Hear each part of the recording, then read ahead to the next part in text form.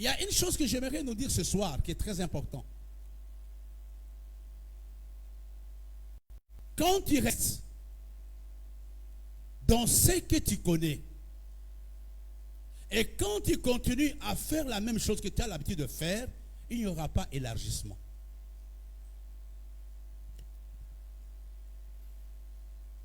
Un homme qui reste dans la connaissance qu'il a,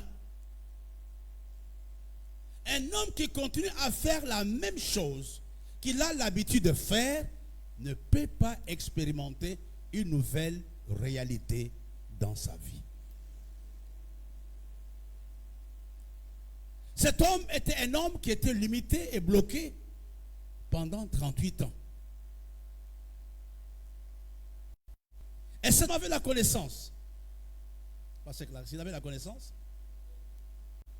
hein? Il avait la connaissance, il savait que il fallait que quelqu'un, un ange vient du ciel, bouge l'eau, et dès que tu rentres, tu seras guéri. Cet homme avait la connaissance.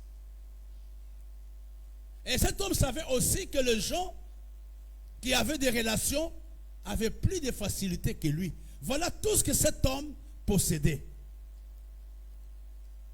Il avait une connaissance de la manière dont la guérison pouvait se passer. Il savait aussi que les personnes qui avaient des relations pouvaient être guéries par rapport à ceux qui n'en avaient pas. Il est resté pendant 38 ans dans la même connaissance. Il est resté pendant 38 ans en faisant la même chose. Et vous savez, le l'élargissement, moi je l'ai expérimenté il y a quelques jours, même aujourd'hui peut-être. Le l'élargissement te demande d'atteindre une nouvelle dimension. Dans ce que tu fais et dans ce que tu es. Frères et sœurs, quand tu continues à travailler avec la même révélation que tu as toujours utilisée, tu auras le même résultat.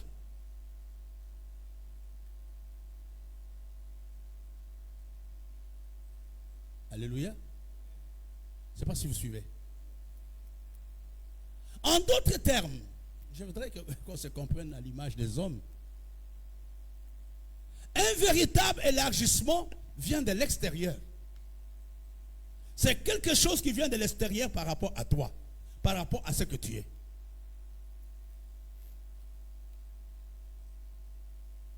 Regardez les changements qui étaient arrivés en quelques secondes dans la vie de cet homme. Quels étaient ces changements? C'était une nouvelle rencontre. Une nouvelle rencontre entre cet homme qui était paralysé depuis 38 ans. Cette nouvelle rencontre avait amené la guérison dans la vie de cet homme. Qu'est-ce que je veux dire par là ce soir? C'est la prière de chaque personne. Seigneur, je ne veux pas avoir la même connaissance que l'année 2023. Je ne vais pas faire les choses de la même façon que les années passées. Parce que si tu utilises le même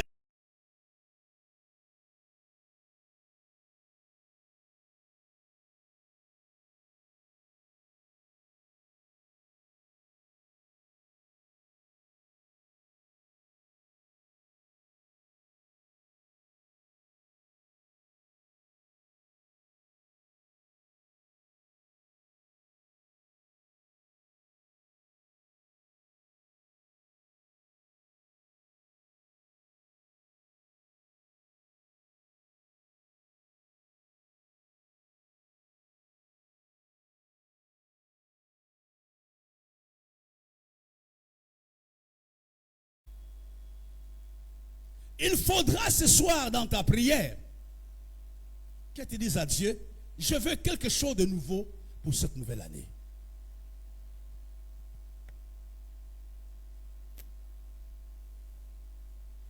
Alléluia. Je veux quelque chose, une autre réalité que je n'ai pas encore vécue. Il y a quelque chose en toi qui doit changer. Il y a quelque chose autour de toi qui doit changer pour que les choses que tu veux faire arrivent. Ça, il y a des gens qui sont inchangeables, même plus que Dieu, qui sont les mêmes hier, aujourd'hui, éternellement. Ils ont les mêmes humeurs, ils ont les mêmes attitudes, ils ont le même comportement, mais ils attendent l'élargissement. L'élargissement ne viendra pas. Cet homme avait mis 38 ans. Le désir seul n'est pas suffisant.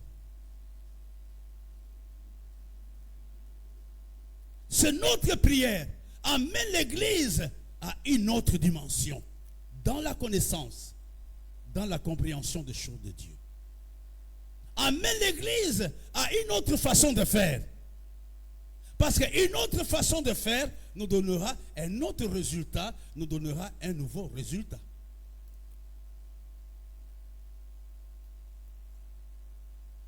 Alléluia. Est-ce que vous me suivez ce soir?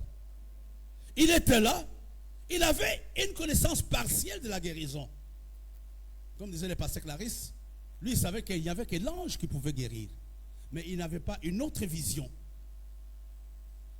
Il savait aussi que les gens qui avaient des relations, je crois qu'à force de le voir, on les jetait rapidement dans l'eau et ils étaient guéris. C'était la seule chose que cet homme possédait, mais il ne savait pas que Jésus était capable de les guérir. Pour revenir à ce que je disais tout à l'heure, quand tu continues, tu restes dans la même connaissance. Tu restes dans la même relation. Tu restes dans la même révélation. Tu restes dans la même façon de faire. À la fin de 2024, tu auras le même résultat que l'année 2023. C'est ta prière. Seigneur, je veux une autre révélation pendant cette saison. Je veux de nouvelles rencontres. Et vous comprenez que la monotonie et les habitudes détruisent l'élargissement. Je suis toujours la même personne. Je ne salue pas les gens. Je tripote toujours. Frère, même si tu pries, tu ne peux pas avoir autre chose. C'est une prière très importante pour Olive, pour Sister Thérèse, pour Charlotte, pour Florence, pour Christine, pour Marie.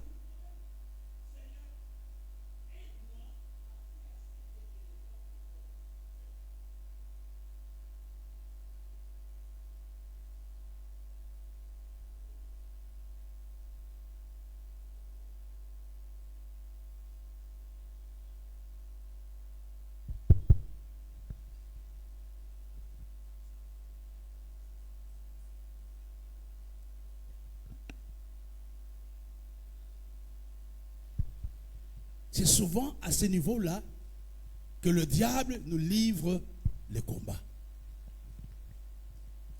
Tu sais, chez nous ici, ça a toujours été comme ça. On attend simplement que l'ange vienne.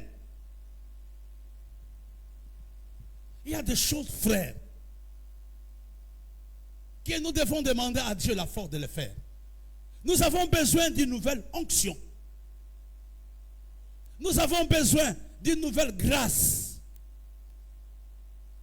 Nous avons besoin d'une nouvelle relation pour que nous ayons des choses que Dieu a prévues pour nous.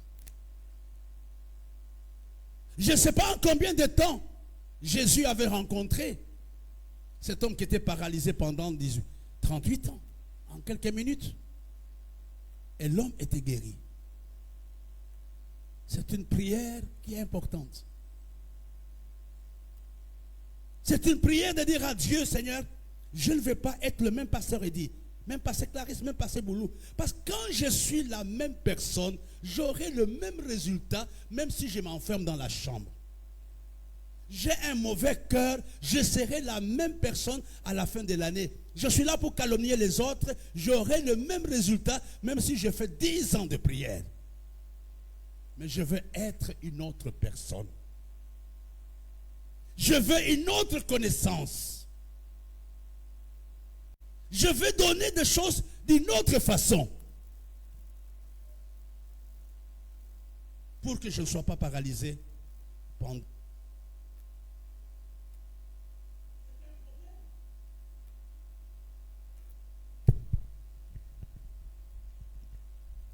Il y a quelque temps, le révérend Boulou, je pense, était à, comment on appelle encore le village?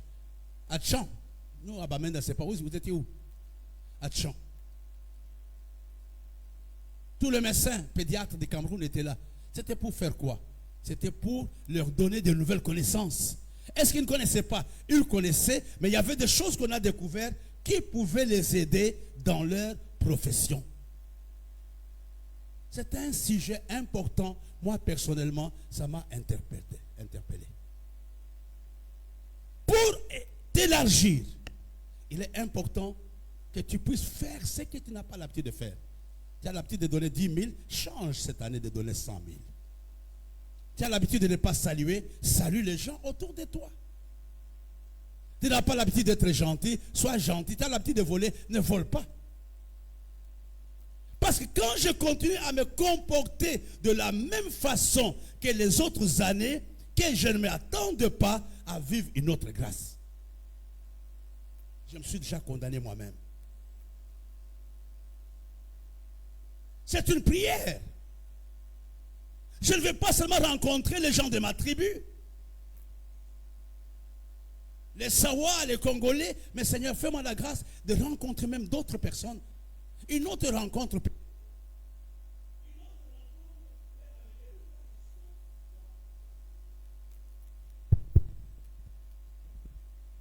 Nous ici, non, on ne fait pas des choses comme ça. Nous, on ne prie pas comme ça, Bishop. Nous, on ne mange pas comme ça. On ne prêche pas comme ça. Mais est-ce que tu as essayé? Cet homme était paralysé pendant 38 ans. Seigneur, je sais que dans l'église, j'ai l'habitude de venir et de rentrer.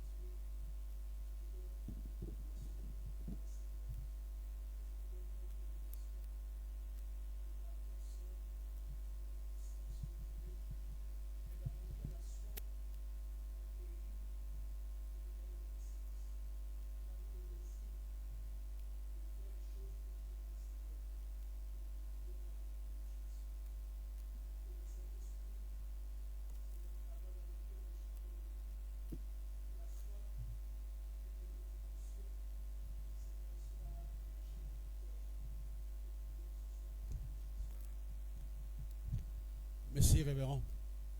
Ce soir, je voudrais, comme je l'ai annoncé tout à l'heure, pendant ces 20 minutes qui nous restent, parler de ce que j'ai appelé quelques principes bibliques de l'élargissement. Nous allons nous référer essentiellement au livre de Genèse chapitre 22. Nous allons parler de notre patriarche Abraham.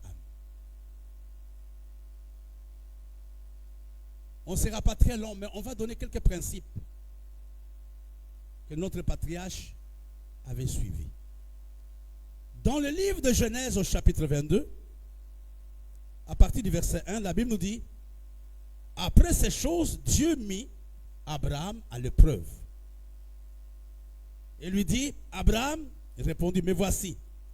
Dieu dit: prends ton fils, ton unique, celui que tu aimes, Isaac, va-t'en au pays de Morija, et là offre-le en holocauste sur une des montagnes que je te dirai.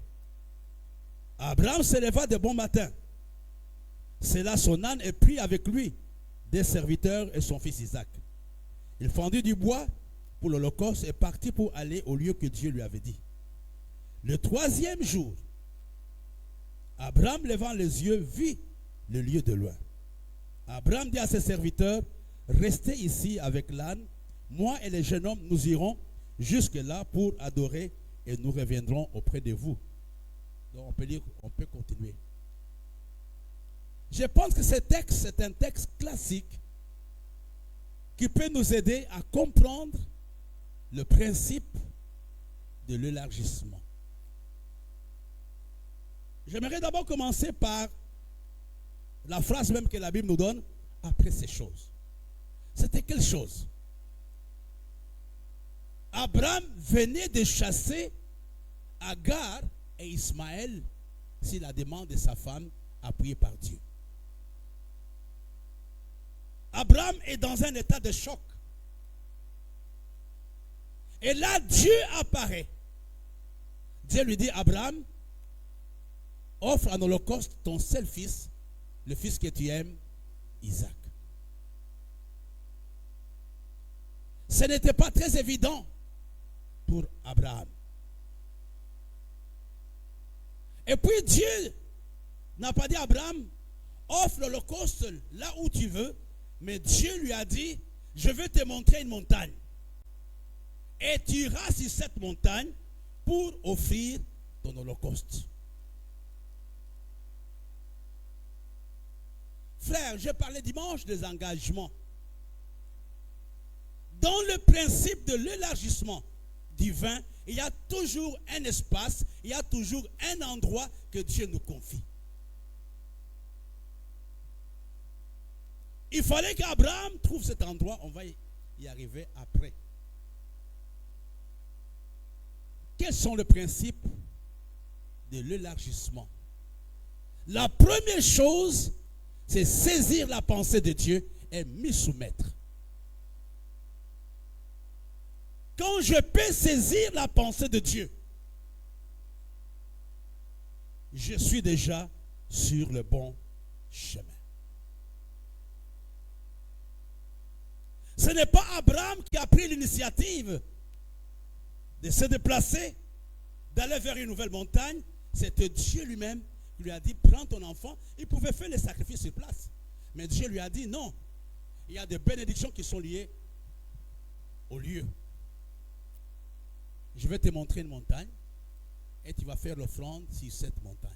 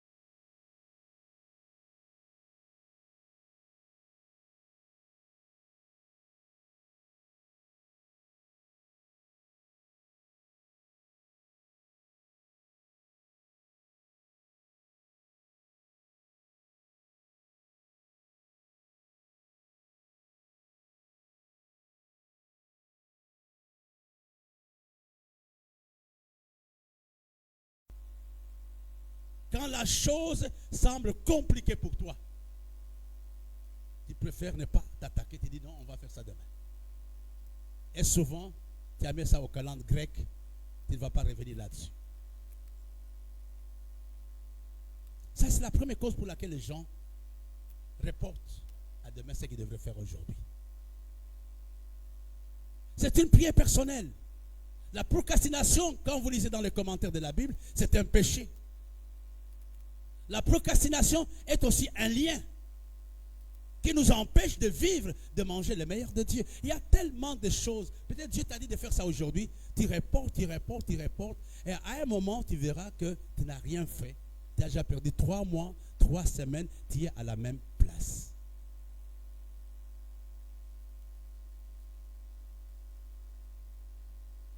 Dieu t'a demandé de parler à quelqu'un. Mais tu as tout le temps, non, je parlerai. Après, on te dit que la personne est morte hier. Et la personne ira en enfer parce que toi, tu n'avais pas obéi à ce que Dieu t'avait demandé de faire. La deuxième chose qui amène la procrastination, c'est la peur d'échouer. Ou encore la peur de l'échec. Et si j'échoue, comment les choses vont arriver? Et la peur d'échouer est motivée par souvent l'orgueil personnel.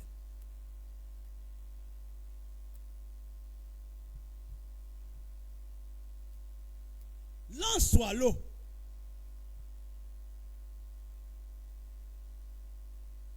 La peur d'échouer nous empêche d'entreprendre des actions. Et vous avez donné le témoignage d'un frère à qui Dieu avait dit que telle sœur était sa femme, allait être sa femme, mais la sœur était sophistiquée, le frère n'était pas sophistiqué. Ça a mis 5 ans avant que le frère par mon canal puisse dire à la sœur que Dieu voulait qu'il puisse se marier. Tu n'as pas besoin d'avoir peur d'échouer, parce que c'est Dieu qui t'a demandé de faire la chose. Et si tu échoues, gloire à Dieu, c'est lui qui t'a envoyé.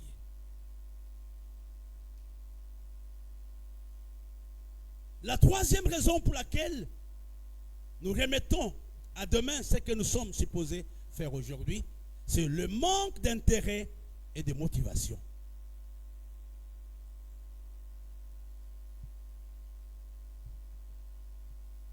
Je peux dire peut-être à qui? À Sister Thérèse ou à Charlotte ou à Sylvie qui passe demain à la maison me voir à 11h. À cause des occupations, elle peut ne pas venir. Et quand tu la croises 2 jours après, elle dit, mais pourquoi tu n'es pas venu? Et te dira, ah, pasteur, j'ai oublié. Mais si j'ai dit, j'ai 1 million, passe à 11h, je crois que la personne va arriver à 9h30.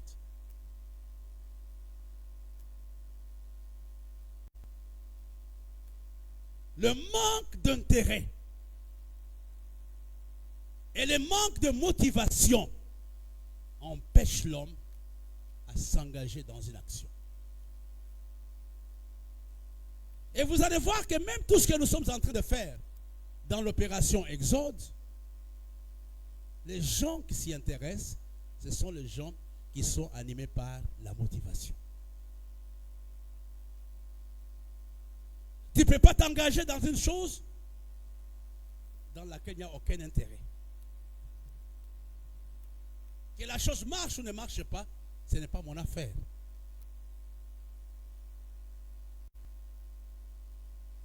Quand vous prenez les pasteurs, leur façon de prier est différente du pasteur Barthélemy, du frère Barthélemy. Que si ça marche, si ça ne marche pas, bon, je peux aller à telle église. Mais eux, qu'est-ce qu'ils vont faire? Donc leur approche, elle est différente. Le manque de motivation et le manque d'intérêt bloquent l'action.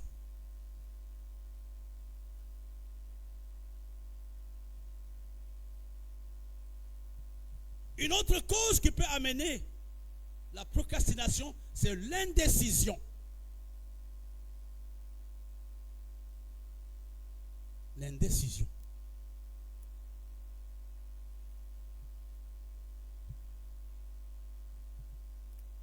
Ces choses sont importantes pour nous en tant qu'individus, mais pour l'Église aussi.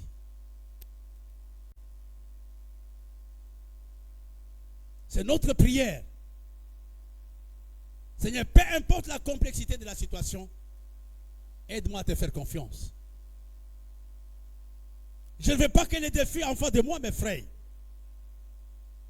Amène-moi à avoir la motivation et à m'intéresser aux intérêts du royaume.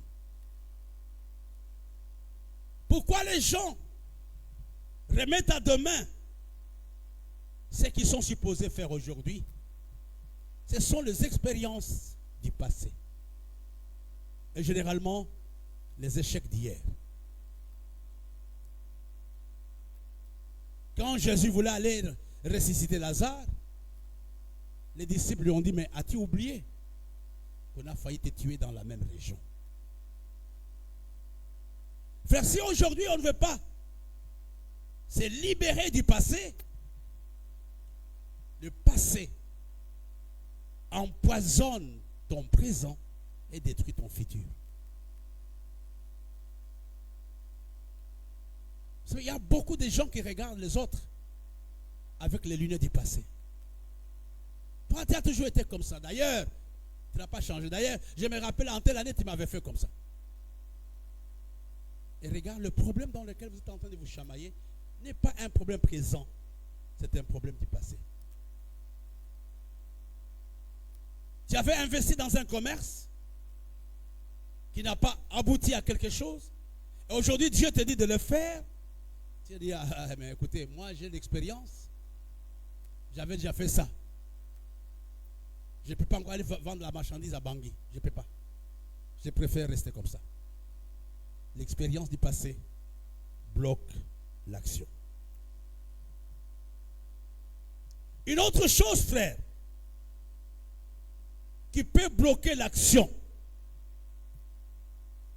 c'est une mauvaise image de soi-même. Quand vous ne croyez pas en vous-même, vous ne croyez pas à votre...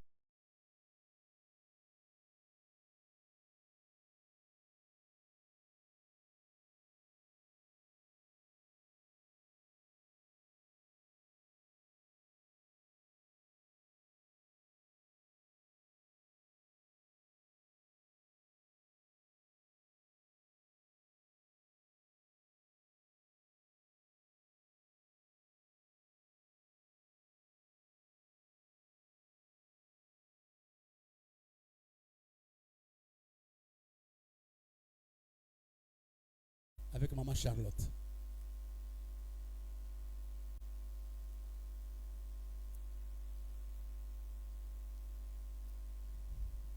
Une autre raison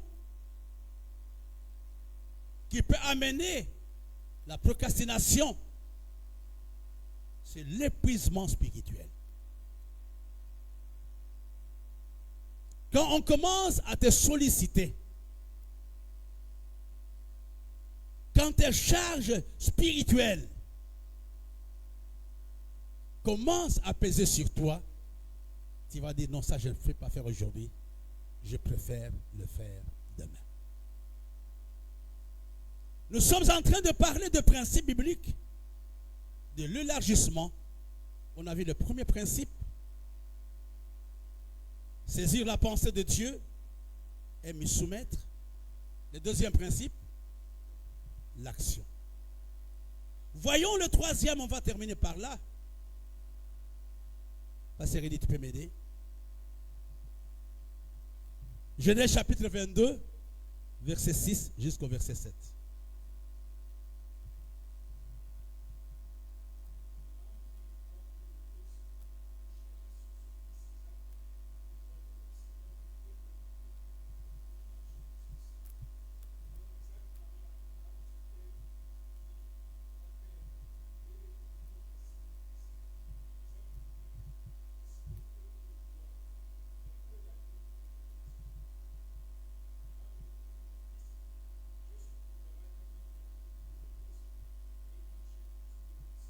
Frère,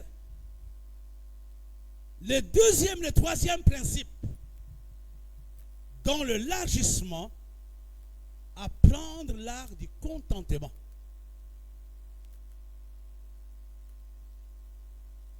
C'est quoi l'art du contentement? Être prêt à faire avec ce que j'ai. Ce sont les enfants qui veulent que tout soit prêt pour se lancer. Alléluia. Alléluia. Est-ce que vous me suivez? Alléluia. Si je suis un adulte, mon pasteur m'envoie pour faire quelque chose et que dans ma poche j'ai l'argent pour payer les transports, même s'il oublie de me les donner, j'irai. Mais si je suis un enfant, je dis, mais tu ne m'as pas donné les 1000 francs pour aller faire la course.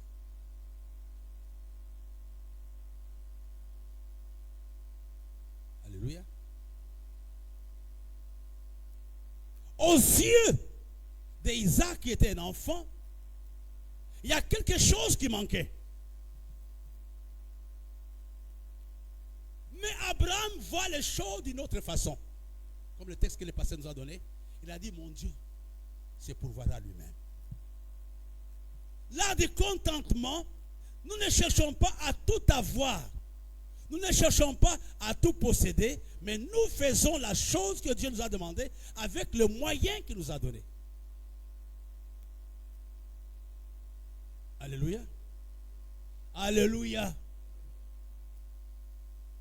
C'est ça la mission. Je me rappelle un frère qui fait la politique aujourd'hui. Peut-être qu'il est dans le siège, j'en sais rien, mais il fait la politique.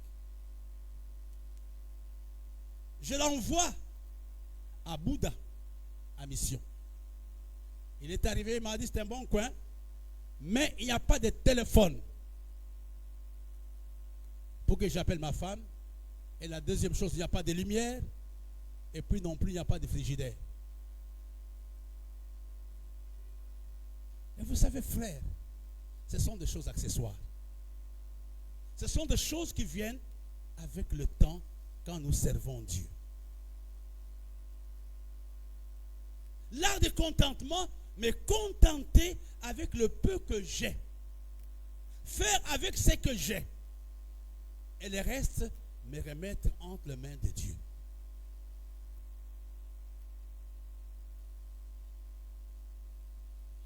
Moi, je ne vais pas citer des gens.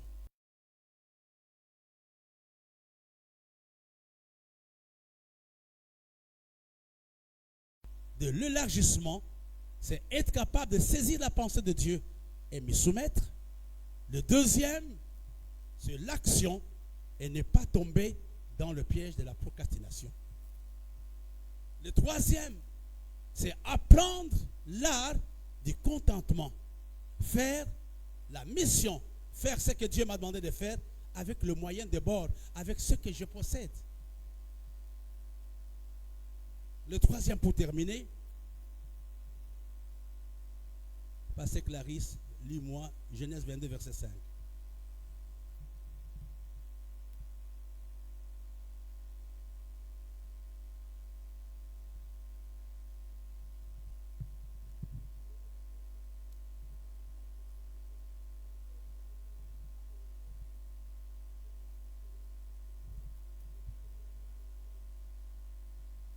Frère, un autre principe souvent qui est difficile à mettre en pratique, c'est la séparation. Il y a des choses qu'on peut faire avec tout le monde, mais il y a des choses qu'on peut